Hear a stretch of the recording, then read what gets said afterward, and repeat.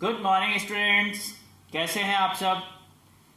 Today we are going to start importance of pH in our everyday life. कि जो pH आप लोगों ने पढ़ी है, जो हमने पीएच पढ़ा है बेटा, उसका हमारे डेली लाइफ में क्या इंपॉर्टेंस है वो आज हम डिस्कस करने जा रहे हैं। ओके, उसे स्टार्ट करने से पहले देखो, लास्ट जो लेक्चर था हमारा, वहां पर हमने एक देखा था मोलैरिटी क्या होती है। ठीक है, टॉपिक नहीं पढ़ा था हमने, कोई साइड में देखा था, थोड़ा सा आपको पता लगे था कि मोलैरिटी क्या होती है। तो किसी बच्चे का क्वेश्चन था कि सर मुझे मोलैरिटी समझ में नहीं आई, तो वो एक बार वो देख लेते हैं मोलैरिटी होती क्या है, देन हम इस टॉपिक से कंटिन्यू करेंगे। Okay, so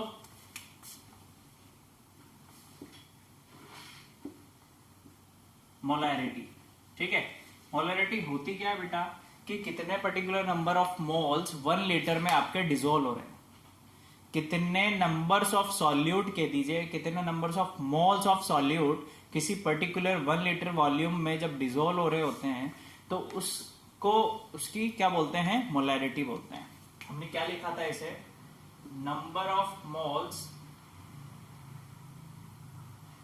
upon volume of solution litre में, यही लिखा था मोलैरिटी।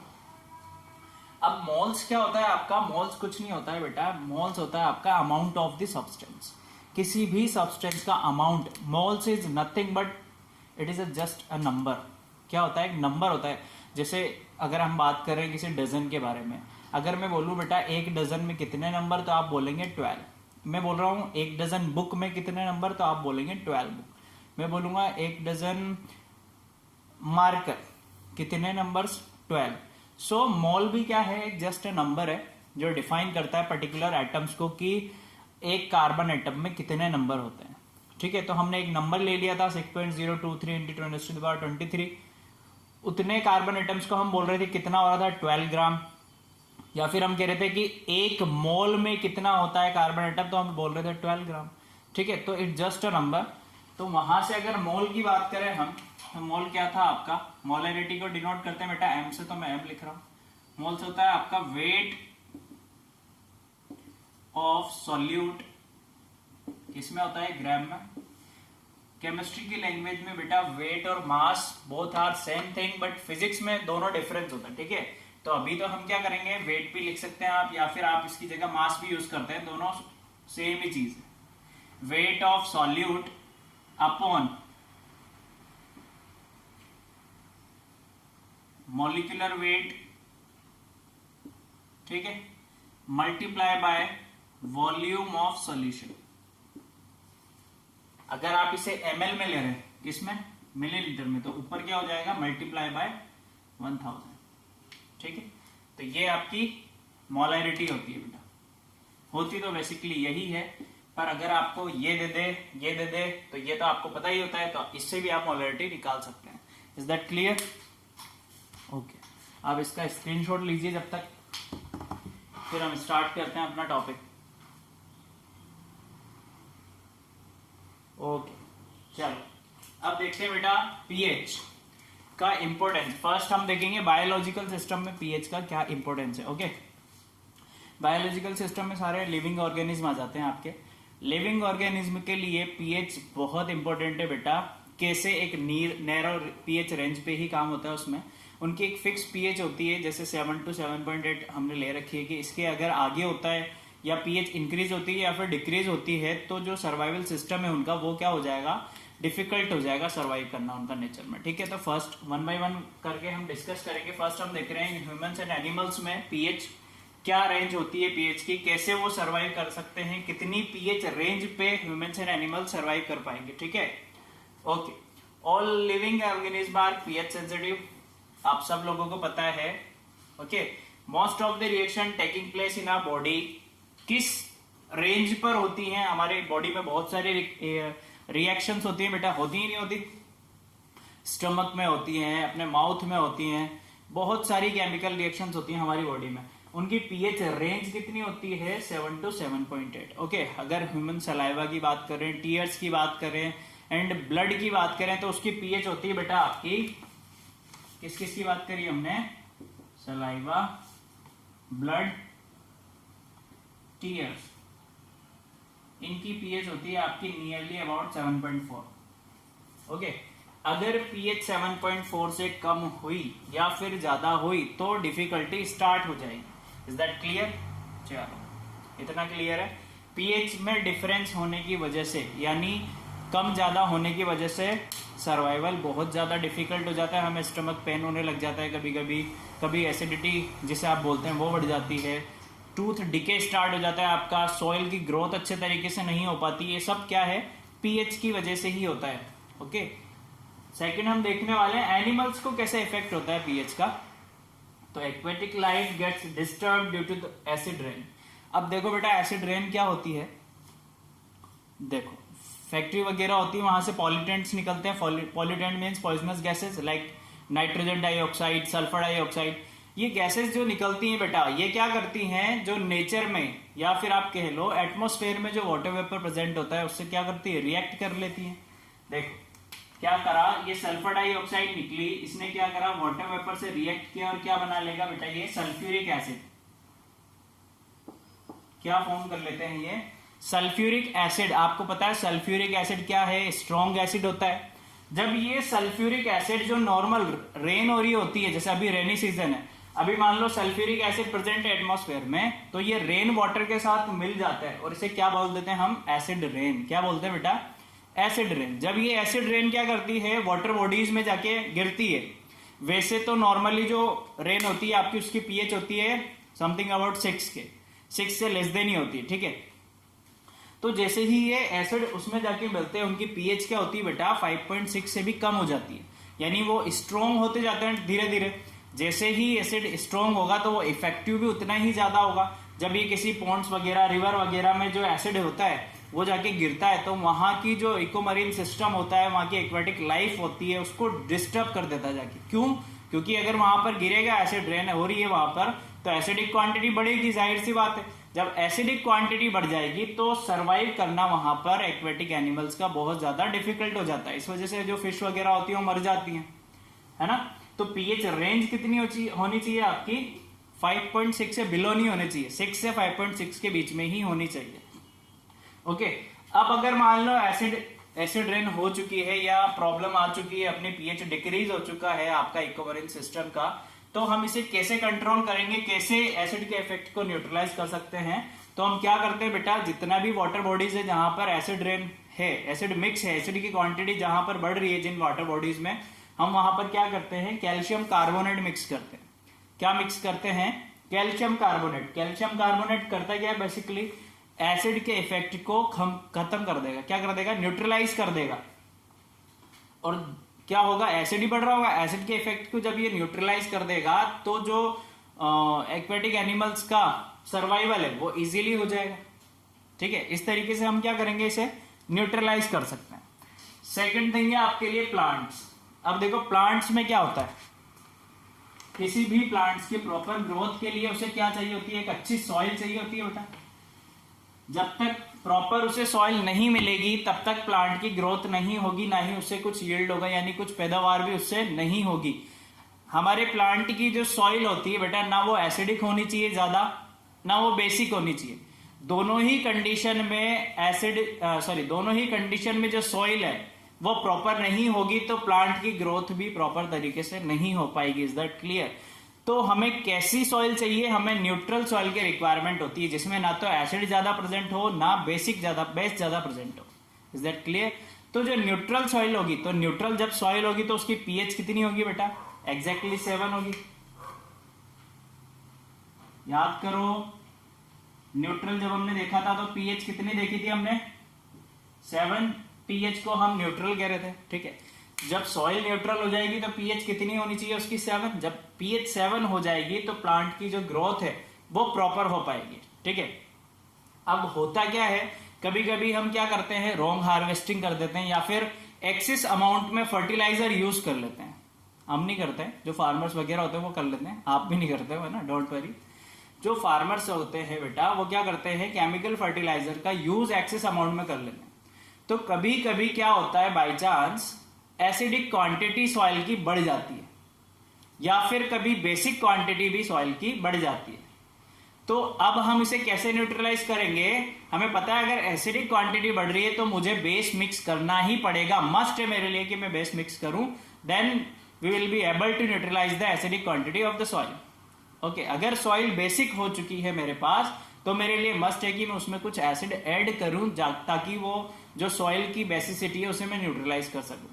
ठीक है, अगर एसिडिटी बढ़ रही होती है तो हम क्या मिक्स करते हैं बेटा, देखो मटेरियल यूज करते हैं। कौन सा मटेरियल, आप कैल्शियम ऑक्साइड यूज कर सकते हो, this is the chemical formula of calcium oxide. आप कैल्शियम हाइड्रोक्साइड भी यूज कर सकते हो। जब आप ये बेस मिक्स करोगे तो जो सॉइल की एसिडिक क्वांटिटी है वो क्या हो जाएगी, कम हो जाएगी। मींस हम कह सकते हैं सॉइल कैसी हो चुकी है अभी, न्यूट्रल। जब सॉइल न्यूट्रल हो जाएगी तो प्लांट की जो ग्रोथ है वो भी क्या होगी, अच्छी होगी। ठीक है, अगर सोइल आपकी बेसिक हो चुकी है तो आप क्या मिक्स करेंगे उसे न्यूट्रलाइज करने के लिए, मेन्योर, कंपोस्ट, जो नेचुरल थिंग होती है आपकी। ठीक है, तो इस तरीके से हम क्या कर सकते हैं, सॉइल को भी न्यूट्रलाइज कर सकते हैं जिससे प्लांट की ग्रोथ प्रॉपर वे में हो।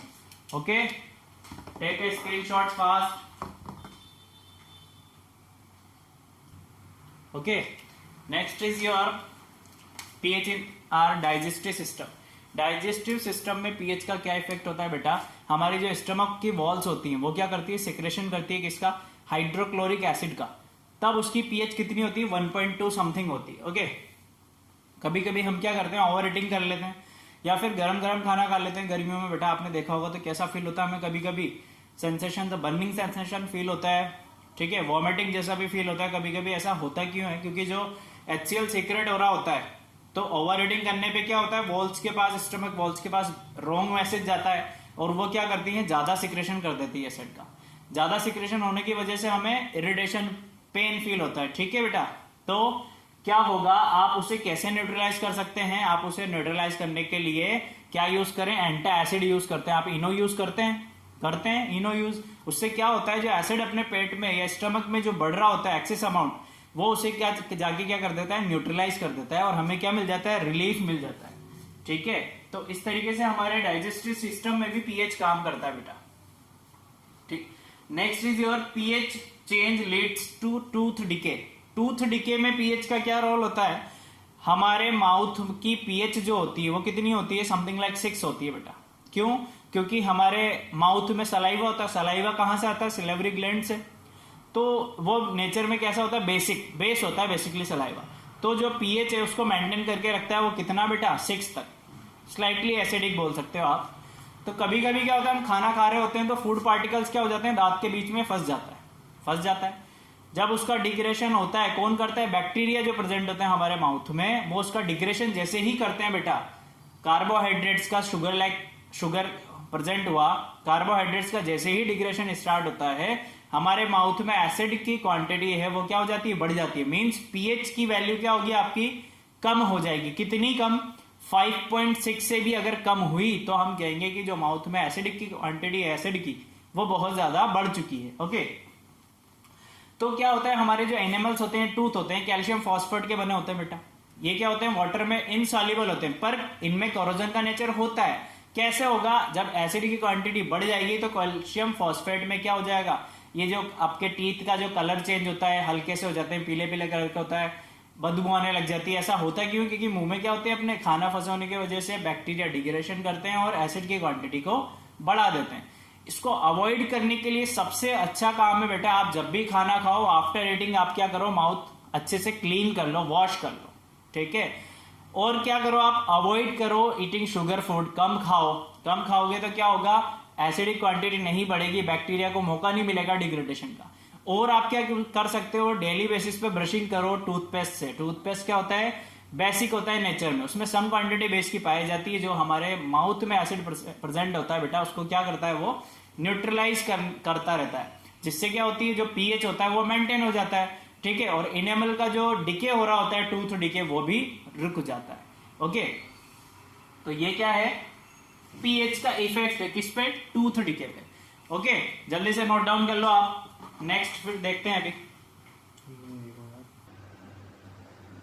ठीक है बेटा, next one is your when जो इंसेक्ट्स वगैरह होते हैं, जब वो हमें काट लेते हैं बेटा, तो हमें क्या होता है, तो पीएच पे क्या इफेक्ट पड़ता है, नेक्स्ट ये है हमारा। ठीक है, तो बात कर लेते हैं इंसेक्ट्स कौन कौन से होते हैं आपके। जो हनी बी हो गई, आपकी आंट हो गई येलो वाली, जब बेटा वो क्या करते हैं हमारे स्टंग करते हैं, स्टिक करते हैं, या बाइट करते हैं, या काटते हैं, नॉर्मल टर्म्स में अगर मैं बात करूं तो होता क्या है बेसिकली, उनकी जो स्टिंग होती है बेटा उसमें क्या होता है, एसिड होता है। कौन सा एसिड, मेथेनोइक एसिड भी आप कह सकते हो, या फिर अनदर नेम होता है फॉर्मिक एसिड होता है। Is that clear? जो वो एसिड होता है जब वो क्या करते हैं, इंजेक्ट करते हैं, तो अपना जो लीव है वो क्या करते हैं, वो अपना स्टिंग लीव वो हमारी बॉडी में ही छोड़ देते हैं बेटा। जब वो बॉडी में ही छोड़ देते हैं तो क्या होता है, जो एसिड प्रेजेंट होता है हमारे एसिड प्रेजेंट होता है जो हनी बी में या आंट के स्टिंग में, वो कहाँ आ जाता है, हमारी बॉडी में। तो जब वो एसिड हमारी बॉडी में आ जाता है तो हमें क्या होता है, इरिटेशन फील होने लग जाता है, पैनिक हो जाता है हमारे लिए वो। और कभी कभी आप देखोगे कि जितने पार्ट्स में इंसेक्ट हुआ है, सिक्रेशन हुआ है एसिड का, वहां पर क्या होगा बेटा, स्वेलिंग भी हो जाती होती है। तो एसिड जाने से बॉडी का जो पीएच है वो डिस्टर्ब हो जाता है, इसकी वजह से हमें फील क्या हो रहा है, इरिटेशन हो रहा है, पेन फील हो रहा है। ठीक है, तो हम क्या करते हैं, उसके इफेक्ट को खत्म करने के लिए बेटा, न्यूट्रलाइज करने के लिए माइल्ड बेस यूज करते हैं। कौन सा माइल्ड बेस, आप बेकिंग सोडा यूज कर लीजिए, कभी कभी हम क्या करते हैं, सोप भी यूज कर लेते हैं। उस स्किन पे, उस पार्ट पे आप जब रब करोगे तो आपको क्या होगा, जो एसिड मिल रहा था, जो एसिडिक इफेक्ट आ गया था उतने सरफेस पे बॉडी के, वो न्यूट्रलाइज हो जाएगा। ठीक है, तो पीएच कितनी हो जाएगी, मेंटेन हो जाएगी अपनी, और आपको पेन भी नहीं होगा। ठीक है, तो आप उस बारे में लिख लेते हैं बेटा। We feel pain, नहीं ऐसे नहीं लिखते हैं, दूसरे तरीके से लिखते हैं। When we are stung by an honeybee or yellow ant. Okay, honey bee और येलो आंट जब हमें बाइट करती है तो बेटा क्या होता है, वी फील पेन और इरिटेशन। पेन और इरिटेशन फील होता है अपन को जब वो आंट बाइट कर दी आपको। ठीक है, ऐसा होता क्यों है, this is due to acid. कौन सा एसिड, हमने कौन कौन सा एसिड बताया आपको, हमने बताया बेटा मेथेनोइक एसिड, या फिर अनदर नेम क्या होता है उसका, और क्या बोलते हैं उसे, फॉर्मिक एसिड। ठीक, प्रेजेंट इन बी स्टिंग। ठीक, कहां प्रेजेंट होता है, बी स्टिंग या आंट स्टिंग में प्रेजेंट होता है बेटा। Injected into our body. कहां इंजेक्ट करते हैं वो, हमारी बॉडी में। ठीक है, ये थोड़ा सा टेढ़ा हो गया है, कोई नहीं, देख लेना। Present in bee sting injected to our body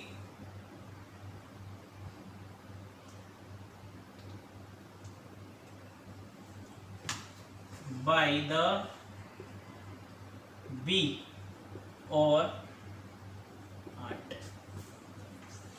This is due to the acid कहाँ प्रेजेंट होता है, bee sting में, injected to our body by the bee or ant. Okay, अब क्या करेंगे हम इसे न्यूट्रलाइज करने के लिए, to relieve this pain we should apply